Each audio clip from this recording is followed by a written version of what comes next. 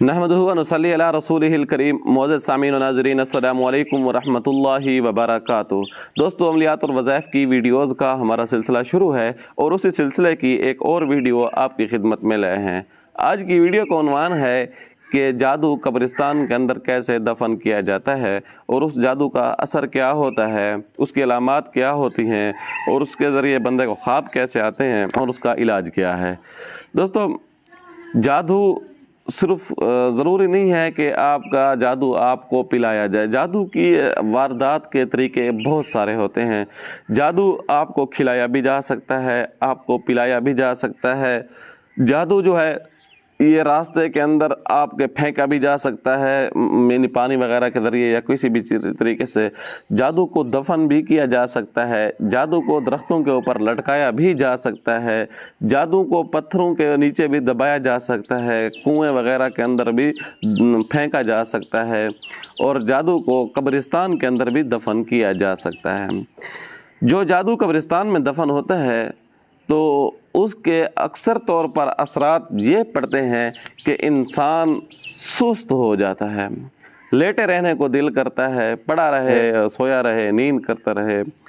दूसरा, ना ख़त्म होने वाली थकावट से दो चार रहता है, चाहे वो जितना दबवा ले, जिस्म को मालिश करवा ले, टैबलेट खा ले, लेकिन फिर भी हालत वही रहती है, उसके जिस्म से थकावट नहीं निकलती, आसाब मुतासर हो जाते हैं। दफन शुदा जादू तीसरा जो नुकसान करता है वो इंसान को डिप्रेशन के अंदर मुब्तला कर देता है। अनजाना सा खौफ होता है कि वो इंसान के ऊपर शिकार रहता है कि मैं मरने वाला हूँ, मैं मर रहा हूँ, मेरा जिस्म ख़त्म होने जा रहा है, मेरी शक्तियाँ, मेरी जो है एनर्जी वगैरह ये सारी ख़त्म होती जा रही है। तो एक अनजाना सा खौफ होता है, वो इंसान के ऊपर मुसल्लत हो जाता है। अब ख्वाब किस किस्म के आते हैं? ख्वाब जो होता है अक्सर तौर पर उसको मुर्दे नज़र आते हैं, अपने अजीज़ व अकारिब में से हों, जो फोत हो चुके हों, वो देखने को मिलते हैं। जानने वालों में से कोई हों, रिश्तेदारों में से हो सकते हैं।